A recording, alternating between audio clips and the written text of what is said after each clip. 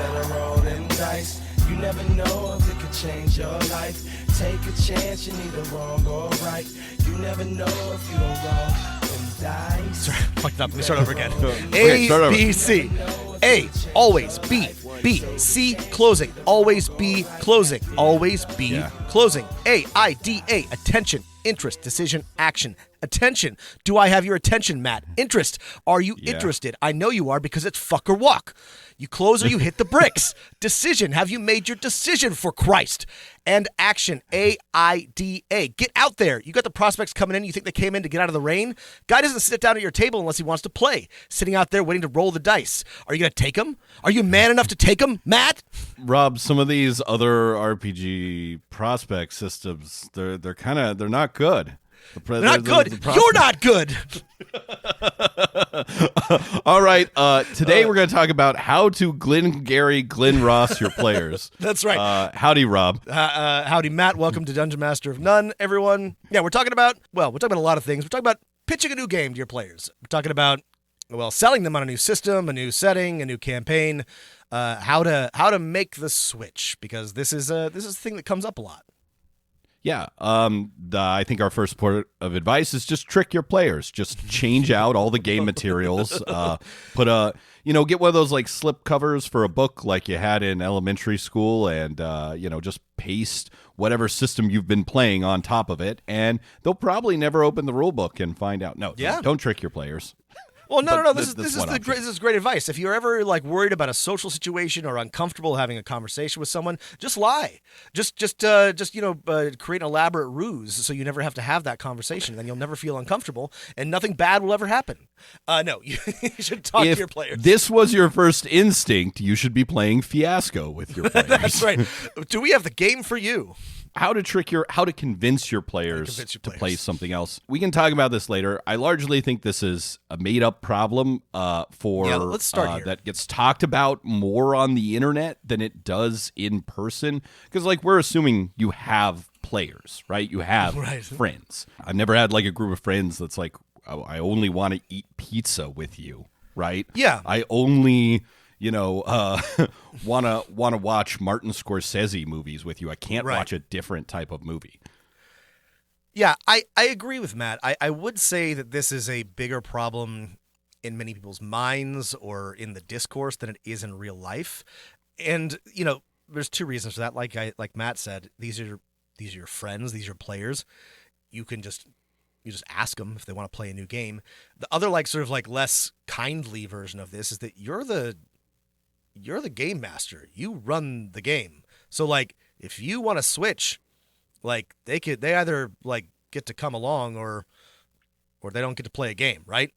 For most of us, we're not all forever GMs, but if you are a GM, chances are pretty good that you're making the games happen. Now, that being said, I don't think it's good to approach this from a position of my way or the highway. But I'm just saying, if you want people to be happy, that's the whole point of this. Which is the point of this episode, is to convince them to gladly make this switch and set yourself up for success. But I guess the broader point is, I agree with Matt that this is maybe a non-issue.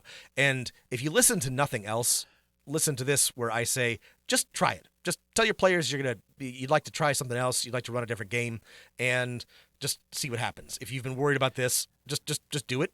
But don't worry, we'll give you some other advice on how to get there. Yeah, right. Other advice on how to get there, and maybe a little bit of advice on how to actually just try it. What we mean by that, yes, and how to succeed, because it isn't there is such a thing as the sunk cost fallacy, and this is a big problem with people who have traditionally played very complex games like 5e or Pathfinder. I mean, when I was playing Pathfinder 3.5, there was sufficient game knowledge that I could devote. Sorry, I said Pathfinder 3.5. I meant Pathfinder First Edition. There was sufficient game knowledge that I could devote probably 100% of my TTRPG thought and energy to learning different rules for Pathfinder. And so making that switch it wasn't difficult. I just decided I didn't want to do that anymore. But for somebody who was very invested in the rules of Pathfinder or 5e or 3.5 or another equally complicated system, it may be there may be a reluctance to switch, but it it doesn't have to be a big deal, and it doesn't have to, it's easier than it seems. Yeah, it's easier than it seems, and I guess I do have some sympathy for people who are, well, I have sympathy for all DMs. I extend my love to all dungeon masters everywhere in the cosmos. They are all equal in our sight, and yes. Some are more equal than others. And it's the people who are like, hey, I'm trying to get a game together. Maybe I don't have players, and you're like posting on the local, like looking for group Discord or, the local bar night that has it. And you're like, whenever I run, Traveler, no one shows up. When I run D&D, a lot of people show up. And this is a real marketing problem.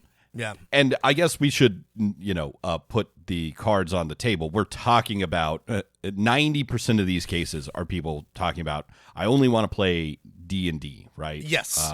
But in niche cases, it could be other things. This is, again, we are almost like 99% of the time talking about exactly one thing, which is getting people who only want to play D&D to play a different system or even a different edition.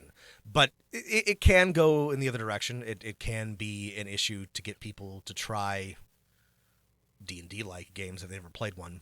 So it is, but there is definitely like one type of player and one type of situation where this happens the most often, and that is people who really love D&D and do not want to try something different. No, and so I understand that, right? People largely know D&D, but anyone who has played role-playing games for any extended period of time understands that there is nothing special about one particular rule system. And, just in my experience, I've had people who've been playing role-playing games and often mostly D&D or D&D clones for 30 years, always willing to try something new, even if it's to decide, well, maybe that particular campaign or that particular system wasn't for us. On to the next new thing we'll try. And brand new people who have only played 2 months of D&D, and they're like, yeah, sure, we'll try something else. So I think people understand that, hey, yeah, a role-playing game is something different. However, if you're in the local looking for group things, I understand people want to go with something that, I've already made a character for this. Right. And this is the existing advantage of something like D&D, is that all the resources exist for you to go out and make a character and come to the table and say, I've got my first level wizard, I want to play that. But other games have that availability, it's just not quite so readily available. And my experience with this is, when it comes to a group that you have or a group you're putting together, is when you've done this once, it gets easier and easier. Like once people have tried even a second RPG, it becomes a lot easier to convince them to try a third and a fourth. There's a caveat to that, though. Right. They watch that second RPG and they're like, wow, getting a lot of Boss Baby vibes from this this other, it's very similar to D&D in a lot of ways. We have characters. That's and, right. There's dice and yeah. There's a caveat, though, that there is such a thing as like new system fatigue. If you try to switch too often, people will get tired of like learning new things. So you have to sort of be discerning, and you have to know your audience, whether that's your group that you're putting together or like a local LFG or a pub night or something, and you're having trouble filling seats.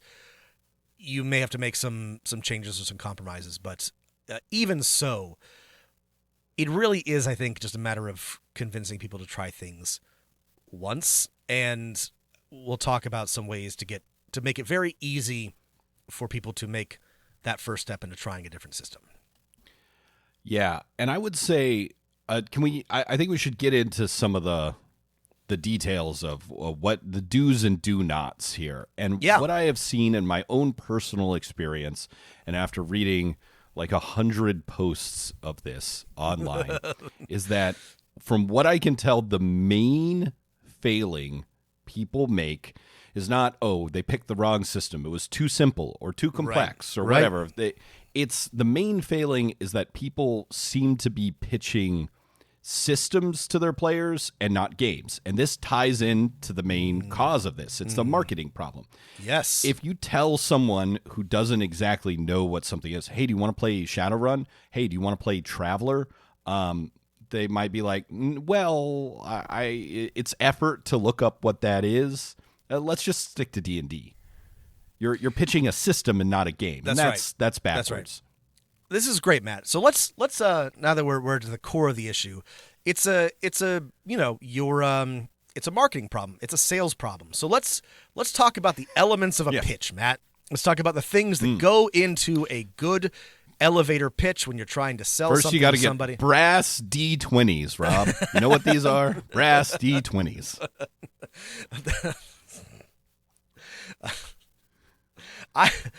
I drove here in a $80,000 Buick, and you came here a Hyundai. Anyway, the elements of a pitch condensed down from a bunch of like. The past used to be so cool when like a Buick was like a cool car. So cool and dumb. You used to smoke inside, drive Buicks, yell at your subordinates, get super rich selling real estate in Chicago. What a time it used to be. So here's the elements of a pitch condensed down from a bunch of shitty pitch decks that I read from business idiots on LinkedIn and made relevant to D&D. So you got to start with a compelling introduction, right? Like you're starting with, here's what we're doing, right? So if you're making a switch, like Matt said, you don't want to open with like you don't want to sell them on the system. Right, this is extremely good advice. You can't just say, "Hey, we're playing Cairn, we're playing Coriolis." What does that mean to someone who's not as into this as you? Right, nothing. Start with the type of game. Start with the vibes. If it was Blades in the Dark, you would say something like, "Have you ever wanted to do a heist in a post-apocalyptic fantasy Victorian London?" Powered by ghost spirits, or if it was something like Savage Worlds, have you ever wanted to play a high pulp adventure with pirates and Indiana Jones style, punches and swinging off of things? Start with that. Start with a compelling introduction, right? Don't start with the system. And connect that to like what you already know about your players, right? If you're like, hey, you know how y'all have the most fun when you're just ripping everyone off in our regular fantasy role-playing game and murdering a bunch of people that pissed you off for some reason? What if we played a game where that's what it's about? And like the mechanics encourage that. This is Blades in the Dark, and then go into your pitch, right? This gets to the second part of a pitch, Matt. Yeah. A problem statement. Problem statement is the second part of the pitch. What's the problem? It might be something like, this could be broad, right? It might be like, I'm really tired of running D&D. That's the problem, right? Like, it might be, I'm really tired of running D&D. It could also be something like, hey, have you guys noticed that we spend 2 hours every single night running a single combat and everyone's cranky and tired at the end of that and we don't get to do anything else? And it could be something like, hey, have you noticed how everyone gets really frustrated when they roll a 5 on their D20 and their skill check doesn't go through and we got to like waste a bunch of time? Maybe, steer Have away you ever from noticed how all our campaigns are about elves and dwarves? And actually, we're all really into superheroes? Right. And then you get to the solution, right? The here's my solution to this problem, right? What if we could have combats and they didn't take as long? Here's the game, draw steel, or something like that. It's you're presenting a solution, or like, I'm tired of running D&D. This looks really fun to me. Let's try this instead, right? As part of the solution, a good way to sort of approach, I think, pitching a new system is a comparison. That can be something like, like I said about Blaze in the Dark just now, like you're doing Ocean's 11 style heists in Victorian steampunk fantasy dark London. And for Call of Cthulhu, it's something like you're a 1920s detective. It's a noir, but you're hunting Cthulhu, right? Like do a little like, this and that, or it's these two things mashed together. Give your players something to sort of like situate them. This is This is common in pitching literature, like a comp, like this book is like this other book, like, this movie is like this other movie. Give them something to sort of like compare it to. This is where you just sort of need to know your audience, but it can also be like very broad. Like I said, like I've been saying with Blades in the Dark, I think that would be relevant to like most people. Most people know what Ocean's 11 is. Most people know what like Victorian London is. They can sort of like piece things together.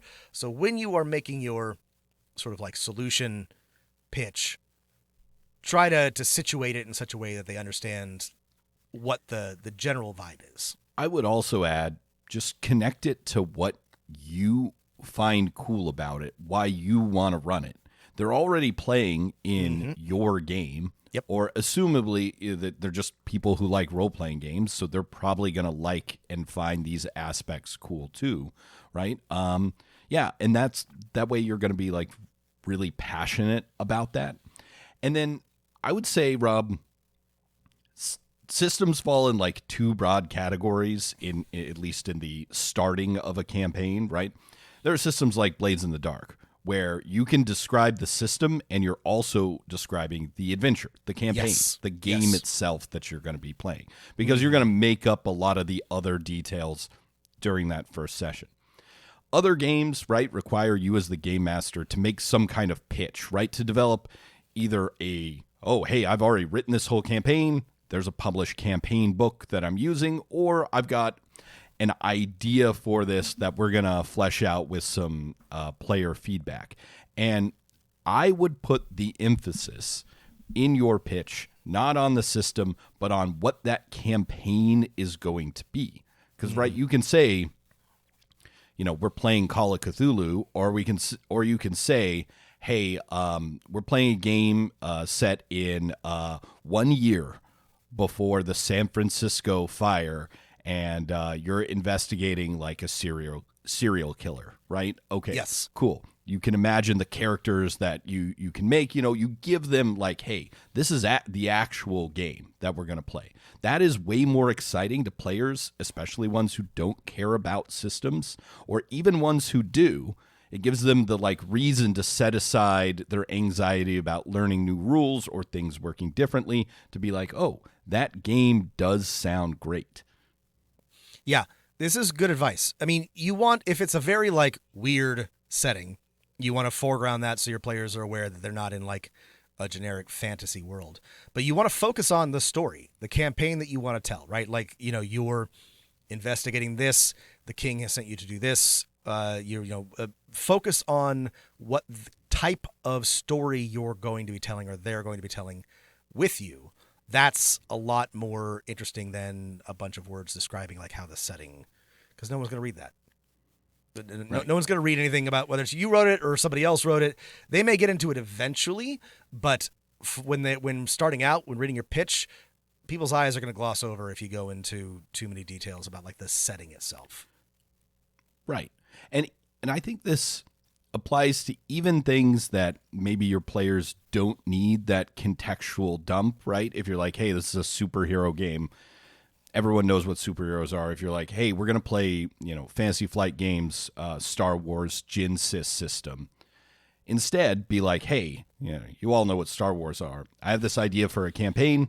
You're all Knights of the Old Republic, and you're on a mission to uncover like a new Sith empire and defeat them.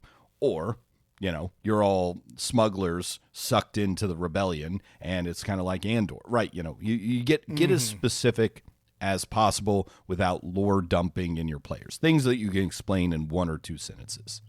Well, and even with something like Ultraviolet Grasslands, which we talked about a few episodes ago, that's a very weird setting that does need some explanation, but you can just say you're doing a Marco Polo style, overland wagon train through a weird science fantasy post-apocalyptic, chromatic landscape. And then, your players know what they're getting into, but you don't need to like go into all sort of great detail about all the city states and things. That'll come out through play, right? But tell them the type of game they're playing, the type of thing they'll be doing, and go from there. Right. And I think this also applies to systems that are really broad, right? You know, your Savage Worlds, your Fates or something, even GURPS. something that has a very specific setting. Like if someone asked me, do I want to play Traveler? I would say, oh, no. But if someone came to me and like, all right, we got this Traveler campaign where you're a squadron of ex-starfighters imprisoned by the enemy. You've misjumped to the other side of the galaxy. And together, you have to make it back to friendly territory while discovering new alien allies along the way. I'm like, oh, that sounds really dope. Yeah. Perfect. Yes. And that's I mean, that's true of how we talk about these games in general, and when we talk about campaign settings, is a lot of that stuff, a lot of that good stuff, if it is sort of like a setting rich system, will come out and play. But whether or not your players need convincing, you don't want to put that up front. It's not relevant. You want to focus on the game, what they'll be playing, what types of characters they'll be building, and how they're going to, the story they're going to be telling. All right. Are there any other major failings that I think DMs have when they're trying to pull this old switcheroo on their players? Yeah. Well, and we mentioned at the beginning, like, this is your game, so you can kind of decide. But I sort of condensed all the business idiot advice at the tail end of the pitch, because that was all stuff like, who's your let's team? get to some more business. And how much, what's your profit margin and blah, blah, blah. This doesn't matter for your game. I condensed them all down Did you into do basically, some market research, Rob? That was one of the pitch elements, Matt. Good for you. Yeah. The last one was negotiation. I've just sort of like, our last bullet point is negotiation. So your players may be like, I don't know, that doesn't sound fun to me, or like, I don't want to learn a new system, or blah, blah, blah, blah, blah. And you can like give and take some on this, right? You can be like, okay, you don't want to try this game. What if we tried something different? Are you interested in a different type of setting? Don't come with a. Sorry, this is a very important piece of advice that I was going to get to later. Do not come with like a list. Like if you, like me, have a bunch of things that you would like to run, that's okay. But don't present your players with that list. They will not respond positively to being given a menu. You may think this is a good idea. I will say from experience, it's not. But yeah, 2 max, right? Think of it as a Either pre-fee or. menu. Yep. You can Yes. either choose the fish or the chicken. The chicken. But if you personally have like a list and they're like, oh, actually, Blades in the Dark doesn't sound fun to me, then you can maybe be prepared to be like, okay, but like, what if we played Savage Worlds instead? Or what if we played Numenera? Don't go too far on this, but, be prepared to like have a conversation, because they may be like, okay, yes, we're into this, but we have some concerns, and be ready to sort of work with those concerns. Maybe it's you do pre-generated characters. Maybe it's you only commit to a couple of games. Maybe it's you finish the arc that you're currently running, and then everyone's happy to switch. But, the last part is just making sure that everybody's happy, which may not be possible, but you can try. Yeah. No. I think it's important to remind them to judge their happiness after a couple of sessions of play, right? Good reminder. That can be part of negotiation, right? It's to say, hey, we're going to try this. Obviously, if it's not working out, we'll go back to, we'll start a new D&D campaign, right? Mm-hmm. Or we'll try a different system. We're not going to do something that's making everyone miserable. Give them that assurance, and that will assuage a lot of anxiety. Yeah, an important thing to say throughout this entire process is like, look, if we're not having fun, we won't keep doing it. But, I would like to try something different. Yeah. Rob's advice on doing a pitch is really good, because I will say I think the main failing is not players being like, I only play D&D, I can only play D&D, I like D&D. It's really on us as game masters. It sucks, right? But it's because what you know is more familiar than what you don't know. And so if you've tried this before and failed, you want to think about like developing your ability to do the steps that Rob just described. Explain what the hell is going on, what this new campaign will be about, and give yourself, Practice, hey, am I able to teach rules as I go, right? Am I able to explain a game that's new to people as they play it? If you're good at those things, doing a new thing will be easier, and players will know it will be easier. Yeah, and this comes from experience, by the way. Like, Matt and I we read a lot of systems. We've run a lot of different games. We're longtime GMs. I had to learn when I was talking to like people who are not like me and Matt about new games, not to like start with like, oh, it's got this really cool mechanic where you do or like, oh, it's really neat how the system works this way. No one cares about that. I mean, not no one, but few people. Some people care. Your players care less, and it took me a while to learn to be like, actually, this is the type of game I want to run. This is the type of story I want to tell, and it was like a matter of learning how to sell games to players. Now, I do want to say I'm mostly running games for either a long-running group or a group of people that I know or people that I sort of know. So, I don't have to do a lot of convincing of like absolute strangers. But a big part of this is trust. Like, people now know me as a competent GM who runs games that are fun. And so if I say I want to run this, I can usually find people who trust me to run that game. That makes making this pitch a lot easier. Now, that trust this took is years so important to build. So years. This isn't like advice that you can just take if you haven't done this already. But like, it is a thing to sort of be aware of. Is if you keep doing it, people will trust you. So this kind of gets back to the thing we said at the beginning. Just do it. See what happens. Start building that trust now. Yeah, if you were listening to the opening of this episode and our bluster about, well, it's not a problem for us. We don't have a problem pitching to, right. Not me, you.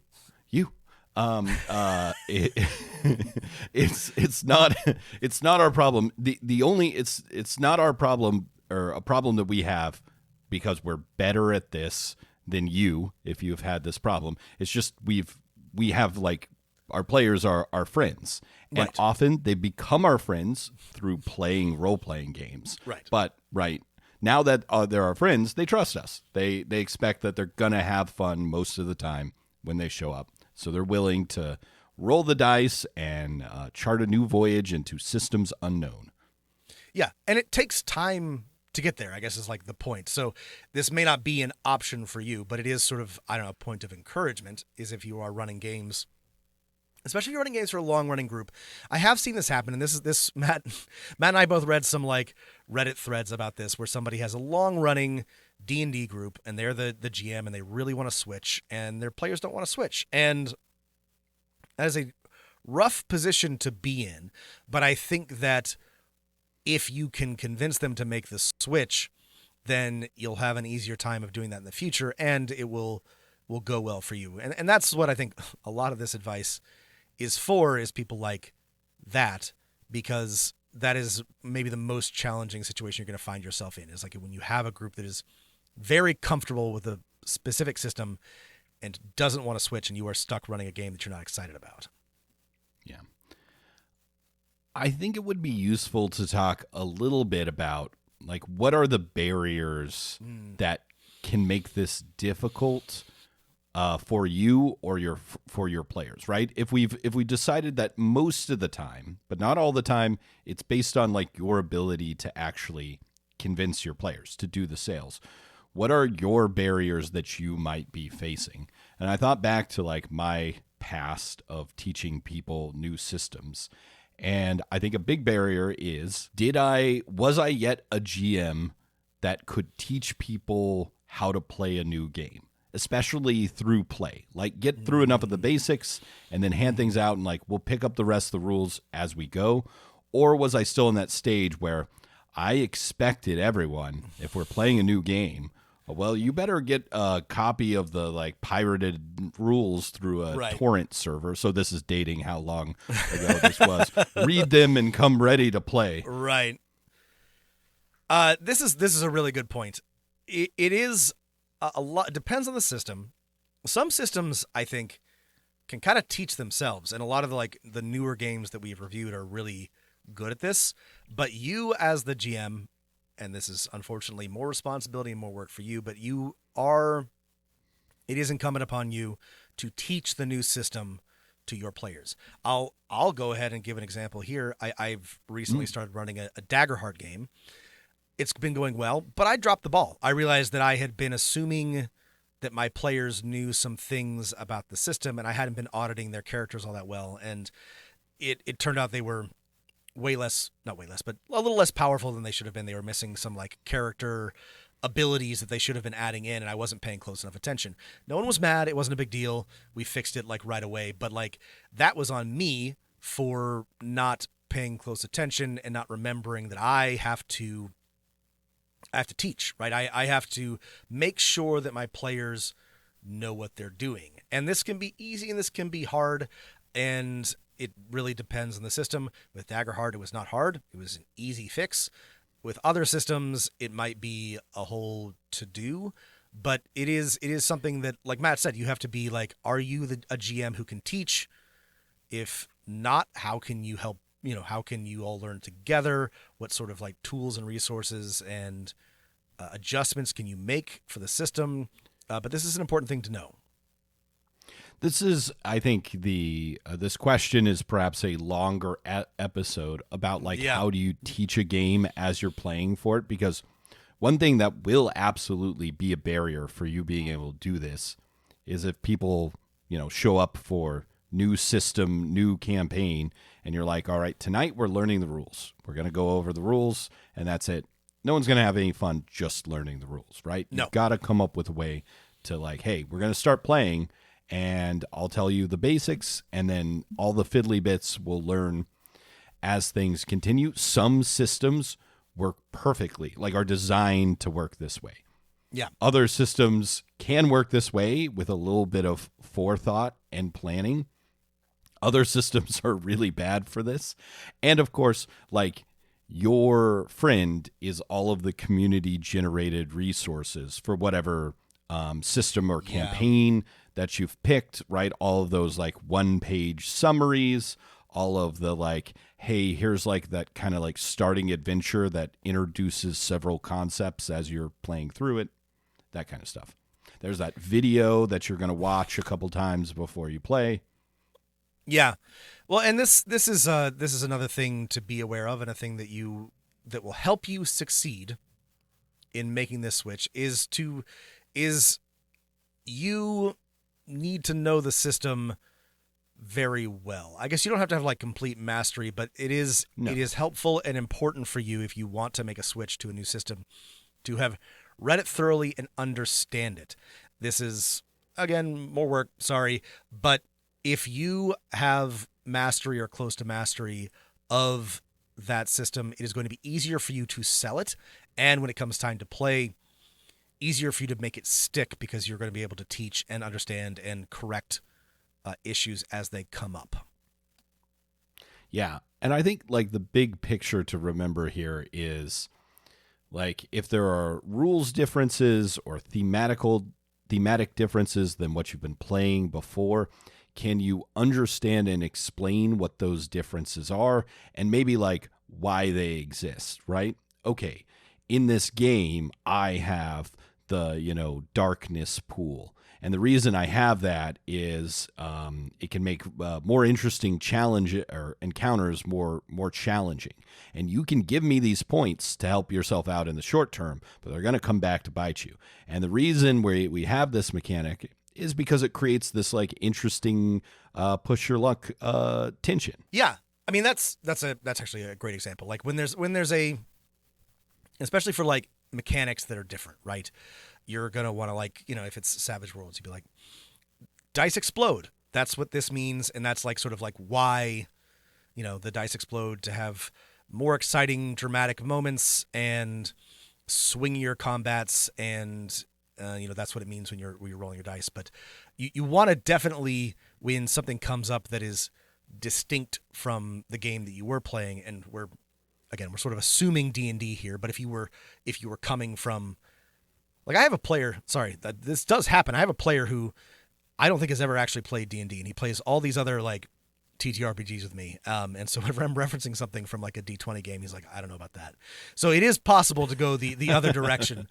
But, if it's If it's something that's like not shared between the two systems, then just be prepared to sort of like explain why it exists and like what the purpose of it is. Like Matt said, how does it fit within the narrative and the story that you're telling? Here is the last barrier or like thing that you might need to overcome that I have in my notes. And it's going to be a tough one to hear, which is you want to pitch a new system, end your campaign, right? Yeah. Move to the final, don't just quit playing D&D. That's not going to encourage the trust of your players. But move to those final 4 sessions. Go back and listen to our arc or our episode on creating ending arcs and ending your campaign. And just like, hey, end it. And then ending a campaign is the perfect time to be like, well, sure, we could go back and to level 1 D&D characters, but guess what? I have this idea for an even cooler game.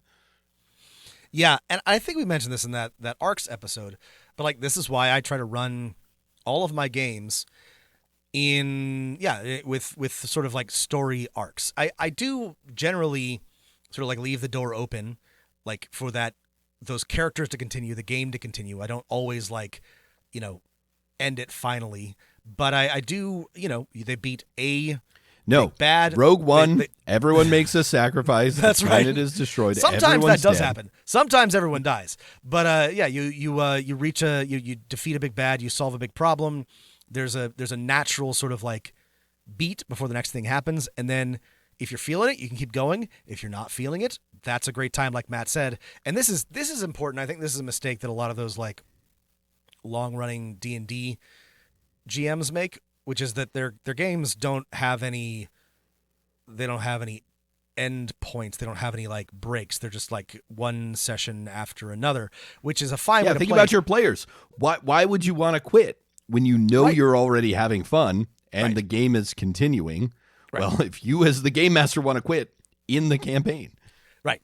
So there's natural ways to do this, and then there's dramatic ways to do it. Have them lose a big fight or have them win a big fight, and you're like, great, you've defeated all the evil, time to retire. But Matt is making a really good point here, which I think is easy to overlook, is end your thing.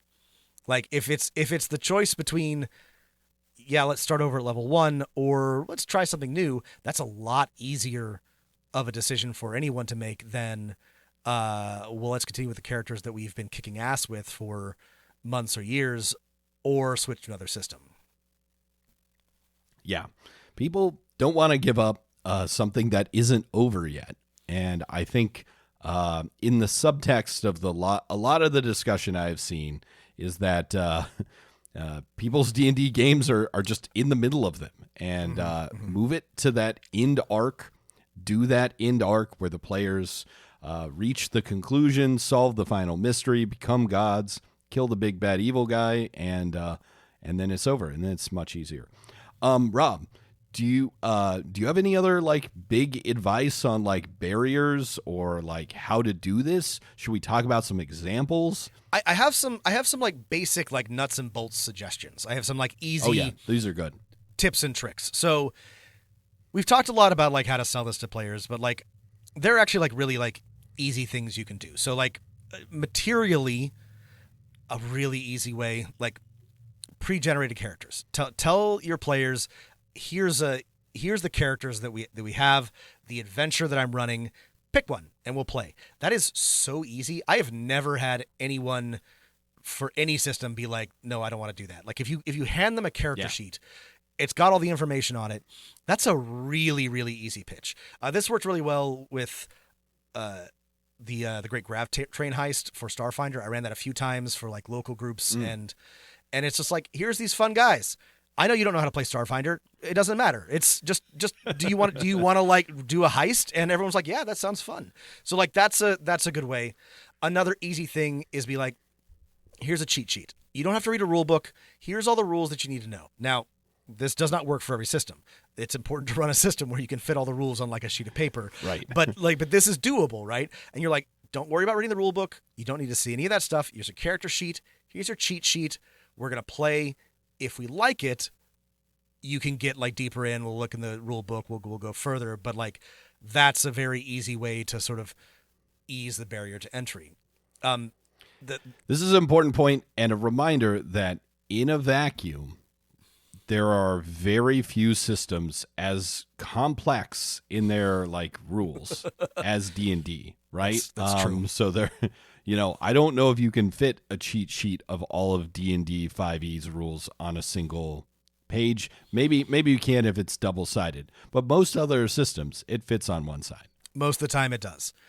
The other easy thing to do, just tell your players it's going to be a one shot or like a 2 or 3 shot. Just say, hey, we're going to do this for one session. We're going to play a short adventure. That's, if we like it, we'll play more. Or don't even say that. Just say, hey, I want to run something else for a session or 2. That's way easier for people to agree with than, a huge campaign. And since our other campaign with the system I don't want to run anymore is over, what else are we going to do? Yeah, what else are we going to do? Again, this is I where think it comes to sort of like the tell, don't ask. You don't have to like bully them into it, but you're like, hey, we wrapped. No. What if we tried this next week instead? That has never failed for me. Like Matt mentioned, there are situations like if you're trying to like recruit strangers where you may have to actually make a pitch. But if it's like a regular group or even like a semi-regular group or even people this is really easy. Be like, hey, just show up next week. I'm going to give you a character and a cheat sheet and we're going to play a thing. That is such an easy thing for people to agree to. Yeah. Now, I think we have actually, in Rob's last couple points, answered like what we meant at the beginning of the episode when we mean just try it, right? Follow these simple steps into your campaign, make a 1-shot or a 3-shot, make the handouts, craft your pitch of explaining what it is to the players, prep how you're going to teach the rules to play. That's how you just do it. Yeah. I have one last piece of advice that's more like conceptual. And this is for like if you're really struggling to convince a group to switch. And there's, I think, 2 ways to go about this. I actually think that one is easier than the others. But like say you got a group that just has always played D&D. They're stuck in the mud, they're stuck in their ways. They're curmudgeons. They really don't want to. I think you have 2 options available to you, right? You can pivot to something that is familiar. You can be like, let's try Cairn instead. Let's try Dungeon Crawl Classics. It's a lot like D&D. Rules are a little simpler. Let's try that. Or even let's try Pathfinder if they somehow haven't tried Pathfinder. Like, let's do something familiar. Mm-hmm. It could be something like Daggerheart or Draw Steel now, which are also kind of familiar. But like just say, hey, let's pivot to something close. That may actually be harder. Even easier, I think sometimes, is to go in the absolute opposite direction and play something that is in no way resembles D&D. That has no rules overlap. Like we're going to play Apocalypse World or even like if they like, I don't want to learn any new rules, do super rules light.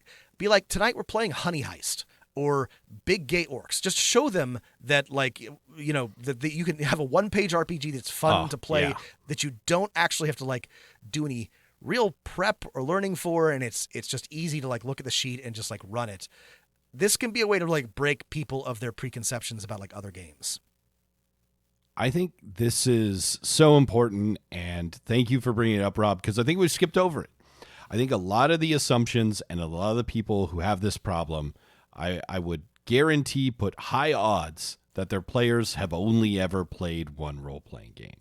Yes. Now, there's probably plenty of cases where, I've tried all of them. It's just this one that I like.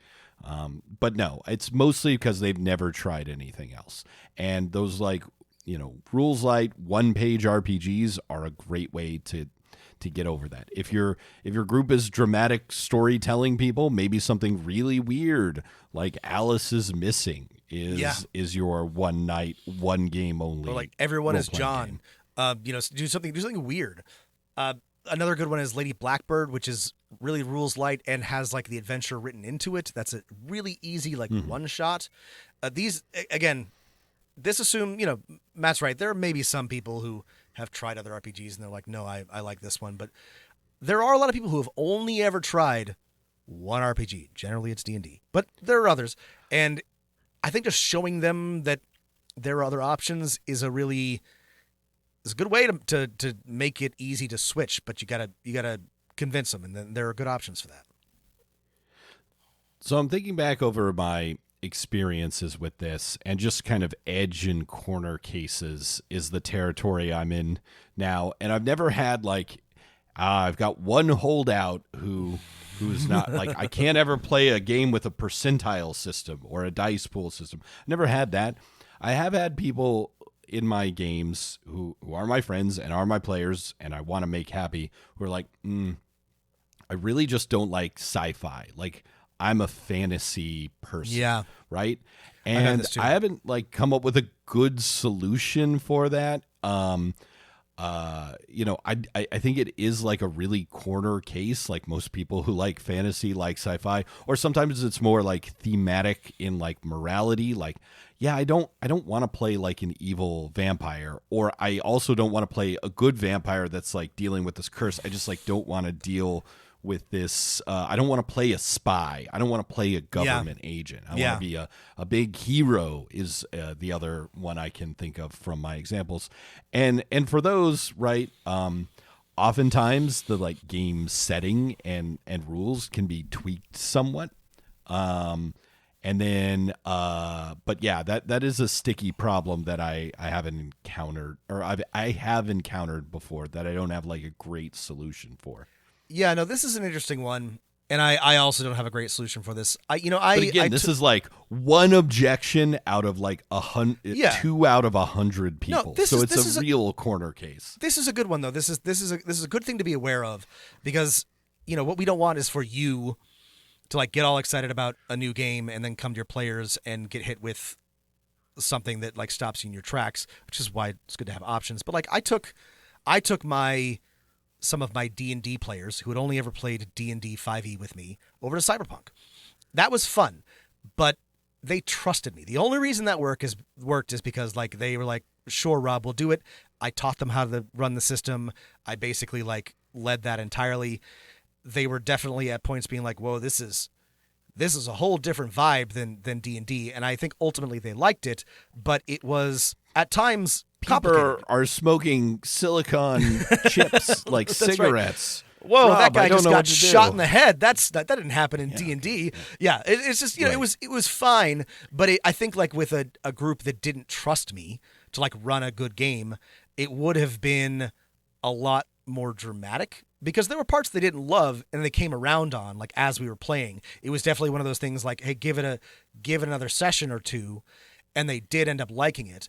But I was lucky because I had a group that was like willing to like try a thing just because I said, let's try it. But you may not have that luxury.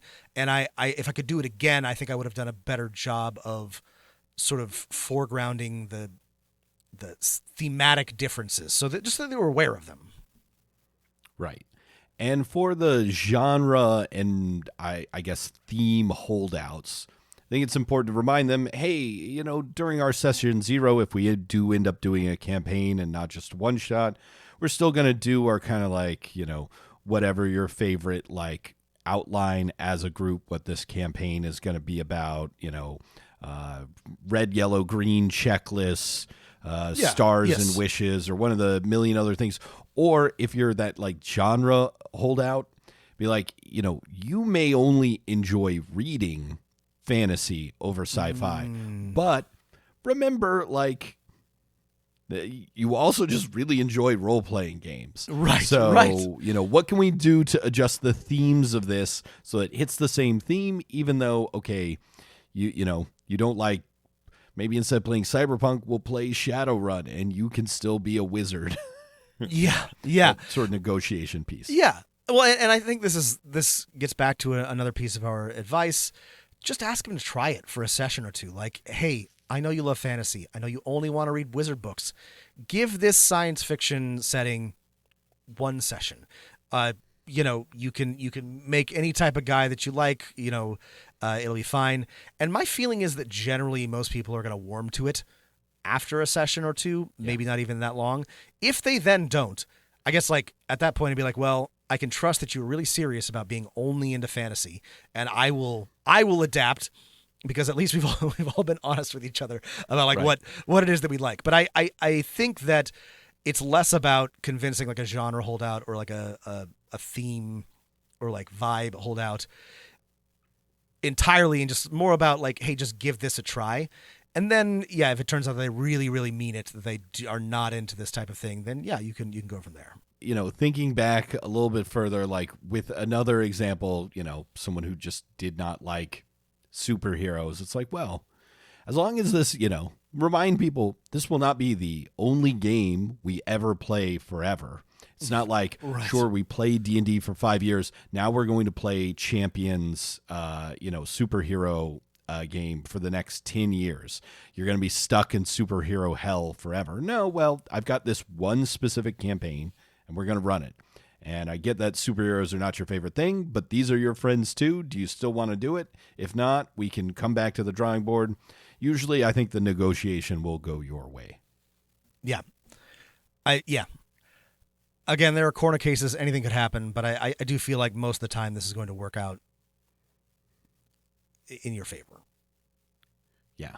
I feel like the thing is, the more if you have holdouts, the more specifics you can find out about their objections. Mm-hmm. The more you can figure out ways around them, or to help them understand why maybe that's not such a big deal.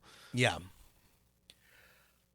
Okay, let's talk about some of your examples, some of the examples that we found. Yeah. Okay, here are all posts that I found from searching my players only want to play D&D. And I think these are all from either Reddit or EN World. This first one reads, I've been running D&D in some format for 10 years. I want to try something new, and my players are clearly wanting to try a new character in our long-running campaign. I thought it would be a good time to bring up an intern campaign so we can all get something different bug out of our system, and maybe if they liked it, we could convert that in the future after our current campaign has run its course. I'm so tired of D&D. I want something different. I've played in many other systems, and I like all of them, but this is the best group of players I could ever ask for. They are on time, engaged in the story. They're my friends outside the hobby. For some reason, they are pushing back on this switch, and I want some advice on how to convince them that nothing will happen to the long-term plans of our D&D games. Man, this one is interesting. I totally get, like, I get that you, like, actually, like, I get this a lot at this stage in my life. If you have a good group that shows up, pays attention, like, wants to play, doesn't make things difficult for you, you want to keep them. You want to keep that group together, right? You want to keep playing with them, right? You as me as a GM, you as a GM, that makes your life a lot easier. I'm sort of bewildered by, though, this group that is otherwise so good not being amenable to switching, and I gotta imagine that, like, maybe this person, sorry to blame the victim, I guess, but like is making a mistake somewhere in how they are selling a change to them, because like if they're this engaged, you should be able to get them to try something else. Yeah, I think the telling part is, how do I convince them that nothing will be happening to the long-term plans of our D&D games, right? Yeah. They want to keep playing D&D because they're still in the middle of the campaign. Yeah. It's been going on so long that they want to try new characters. My advice to this person would be to wrap up your campaign, or come to, as Rob put it, like one of those interim stopping points where like characters retire and the main thread is dealt with, because they're like, wait a second, we just want to keep playing this because we are having a lot of fun right now. Yeah, this gets back to Matt's very good point. Yeah, at this point, you want to drive toward an end. Put the big bad right in front of them, reach a stopping point, reach an arc, have them have things slow down so they can retire. But yeah, if you're in the middle of something and everyone's having fun, then, oh yeah, of course they're not going to want to switch. But like, that's, the story that you tell maybe has an end point or a stopping point. Yeah. Yeah. I had a long running table with rotating GMs, and I remember once we played like City of Mists for a year, and then we went back to D&D, which we had played a long time ago. Like it is entirely possible to go back to D&D. It is. This is actually, sorry, this is a really good point. We have not mentioned this, but you can go back. Like I have also picked up campaigns that like a year later that we dropped to try something else.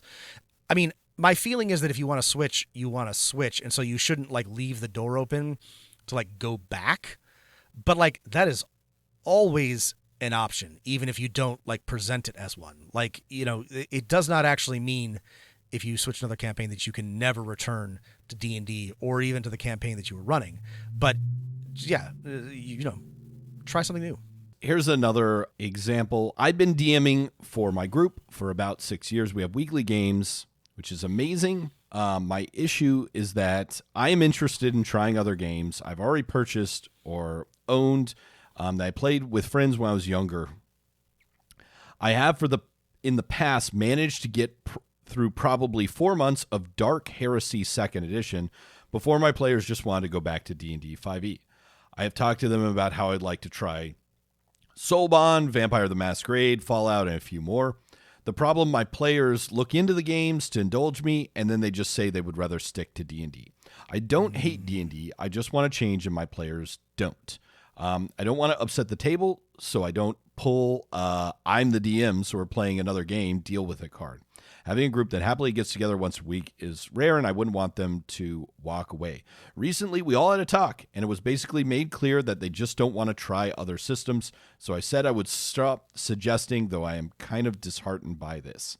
I don't mind being the forever DM of the group, but I always wanted to try other settings and systems to test myself and to show people the settings I enjoy.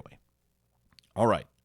What would your advice be to this? This one's DM? interesting. Well, I think this DM borked it, and I'm sorry again to blame them. But based sort of like reading in between the lines, it sounds I blame like the Dark Heresy rules. well, that's a rookie mistake. Trying to play Dark Heresy, but also it sounds like he's giving them. I'm assuming this is he. They are giving them rules and being like, "This is what we want to play," and that, as we have discussed at length, is the wrong tactic. Now, the problem is that the players have now said we don't want to play any other rule sets, and that's kind of rough. But I think that... if my DM sent me the PDF of the Fallout rulebook and be like, here, learn this, I'd be like, oh, I don't want to do this. Yeah. This is a rookie mistake. The GM should have just said, hey, we're going to try something new. Here's some pre-gens. Here's a cheat sheet. But instead, they're handing out rule books and being like, read this and get ready. And that, of course, the player's not going to want to do that. So the advice I would give is to try just saying like, hey, I know that I told you I wouldn't do this anymore, but like next week, I'm going to run this instead. You don't have to read anything. You don't have to prepare. I'll make it easy for you. Just come and let's try something different. They still might not like that. And they did say we don't want to try any new systems, but I think the problem is definitely that the GM was doing like the wrong order of operations, was giving rules first instead of story first. Yeah. Do the campaign pitch first. I also think there's a lot telling in that the only time they left D&D was probably for a grueling and incomprehensible and rules heavy Dark Heresy second issue. Yeah. My other guess is that it's rare to have a group of 5 people, and even rare to have a group of 5 nerds who all know enough about Warhammer 40,000 lore for Dark Heresy to be interesting, right? Because it's only interesting if you like know about this stuff, right? Right. It's not like Rogue Trader where you don't really need to engage super hard with the Dark 40K Heresy is lore. like you got to know the like tenets of the God Emperor's Church, right? And, like, right. What the different invested, type? Yeah. Rob, can you name the 4 Chaos Demon gods? No. Wait. Tzeentch, Slaanesh. Okay, that's 1, 2, Khorne, 3, Nurgle. Yeah, Did I you get did. him? Okay, listen. Yes! If you can't, Rob, but you still failed. If you can't just rattle them off, No, that was hard. Right? It was really You're hard for me not to come up with the ready last for one. a Dark Heresy. that was actually maybe one of the hardest trivia questions I have ever had. That was digging deep. You did it, but like, there are certain campaign settings, right? That just really are not going to work for certain tables, right? I guess we mentioned it very briefly, but this is a reminder that, like, yeah, you can pitch the system you want to play.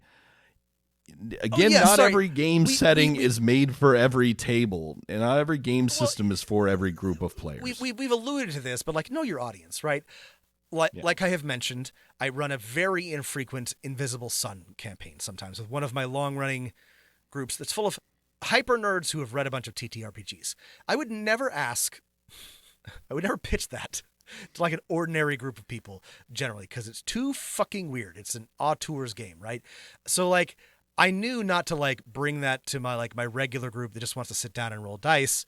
I wouldn't necessarily run that at like a con or something. So like, be aware. And I, there are other games that are extremely niche to me that I would, as much as I love them and I'm excited about them, I wouldn't necessarily bring them to every table. Sounds like a big mistake here with starting with Dark Heresy. Yeah. Here's another quick one. Been playing 5e for 2 years now and been the GM for the majority of that time. Recently stumbled upon Coriolis. I've always been more of a sci-fi fan than fantasies. My players were so excited to play in space, and we read the setting and about the lore, so I went ahead and bought the book and one adventure. Really excited to get together on Discord and talked about this. Showed them the book, and they noticed that's a different kind of system, and now they don't want to play. I don't want to change Coriolis' system to fit 5e because that wouldn't be as fun, in my opinion. What should I do? The problem with all these, Matt, is they've already made the mistake that we would have told them not to do, right? Like, yes. Listeners, I don't think we need to tell you what the problem here is, right? Like, if they had sat down at the table with some brief information, the right dice, maybe some character sheets in front of them, or they'd sat down and made characters, I don't think there would be this Told problem. them about the setting and lore. They were excited about that. Good. That was good. Yes. And then the mistake comes, right? Like, don't show them the book. Don't tell them about the system. Just sit down. We're playing, and if they're like, well, this isn't like D&D, be like, that's okay. Here's the dice you roll. Let's just play. This is the dark truth we all must admit about role-playing games is some are better than others. Some are actually really good. But 99% of role-playing game books suck ass. They suck. They're bad. We read a lot of them, and they're not very good. They're hard to understand. Not a thing you should share unless you already care about the pitch, right? No. Care deeply. You share the rules section with your players after the first section, the first session or something. It is okay. Okay, I've got one more, and this one was, I really have no solution for this one, Rob, because it's a post, and again, these are all from Ian World and Reddit. They could be made up. We don't know, but it's a post from a player, Rob. Oh, okay, all right. And the title it could be made up, but like, why would you make up something about this? Like, if you're gonna troll, this why is too weird. Yeah. Okay. The title of the post is, "Hey, it's me, the guy at your table who only wants to play D&D." Okay, never mind. This is funny. I think I've read this one before. Continue. Okay, cool. Here's it's a really long post, so I chose, I think, the main heart of it, right? I know for sure it's not the other systems. Though other players aren't at fault either, it's me. There was a time when I was said, I don't have the time to learn other systems. The truth is, I like playing 5e because it's the least effort for me. This is a fundamentally different from being a hard system to master, because with the exception of Pathfinder 2e, all the other systems I've tried are less mechanically demanding. It's that D&D 5e is by far the system that I can put the least amount of effort into while still being an active contributor at the table. I've read this post. It's a joke, and I like it. We should link it because I've read this. Oh, one is before. it a joke? Oh, it's a joke. It's somebody like making fun of the type of people that we are talking about. Like it's a stereotype. Like it's nice. It's intentional. It's good though. I did not know this was a joke. This is what I get for lazily searching. I don't want to play anything but D&D and not reading the comments. So yeah. That's great. they're taking the piss, Matt, and I like it. But we should link it. It's a good one. I mean, this reminds me of something.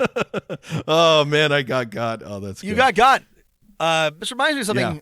I don't know. I read online, saw on TikTok. I don't know. Your brain wants like it's evolved for comfort and familiarity. So like you will prefer something that is like painful and unpleasant but familiar to something that is like genuinely like pleasurable and comfortable but is new and different, right? And this is not just about like TTRPGs. This is about like everything in life. Give me right? give me a Lay's potato chip. That's right. And this is a to fight that we are all having with ourselves and each other all of the time. There's something to be aware of. But like, this is the main problem with like trying to get people to switch to anything, including a new RPG. And everything we've been discussing are various psychological tools. Because like, once you are no longer unfamiliar with the new thing, it's easier to try, and you can sort of like more accurately judge if it's better or not. But it is often very hard, whether it's a TTRPG or a new house or relationship or something, to switch to something that's scary. So all the things we discussed are ways to make it less scary for your players. And the joke person that Matt just read just got by. Yeah. I know. I'm very relieved this is a joke, because I was just like, I think my solution is just to exclude this person from the next campaign. I was just like, I can't believe this. On that, learn how to market your games, learn how to market specifically, not your game systems, your campaigns. Try something new. You deserve it. You've been putting all the hard work in as a GM. Just remember, come up with a catchy phrase. Traveler, it's toasted. You're Don Draper. Have at it. That's right. Or if you want to, get more marketing tips, Dungeon Master of None is sort of like a pyramid scheme, and at the top of the pyramid scheme are Rob and Matt, and at the bottom are you, the listeners. But in the middle, the tasty middle, which is where you want to be in a pyramid scheme, is our Patreon, which is available at patreon.com/Dungeon Master of None, where you get some extra bonus episodes and a bunch of other fun homebrew. We've got what was our most recent episode on Patreon is we take some agnostic. We do some live prep. Yeah. Live prep. We cool. did a very exciting, fun prep method. Agnostic. Before that, I went insane and talked to Matt really about did. Mad Investor Chaos and the Woman of Asmodeus, a 2 million word fanfic about Pathfinder and math. You should listen to that one just so that it justifies me spending time on it. Then before that, I went insane. That's right. Going into how maybe a minor YouTube channel and Kickstarter might have paid for views, and Patreon is where you put the fun kind stuff. Of a people, you it's really ought to real listen weird. to it. It's real weird. Anyway, I'm still thinking about the Mad Investor Chaos people, by too. the way. Like, I'm thinking about them like once a week, which is way more than I've ever thought about rationalists in my life, right? I know, unfortunately. It's really unfortunate. I may never be able to run Hell's Rebels now. Cheliacs might ever, that's not true. It might never be scarred for me. All right. And we've got a Coffee is Discord. for closers, and so is Patreon. We got a Discord, like Matt said. Thanks for listening. Link in the show notes. Email us at dmofnone@gmail.com. And remember, whatever you do, always be keep rolling them dice.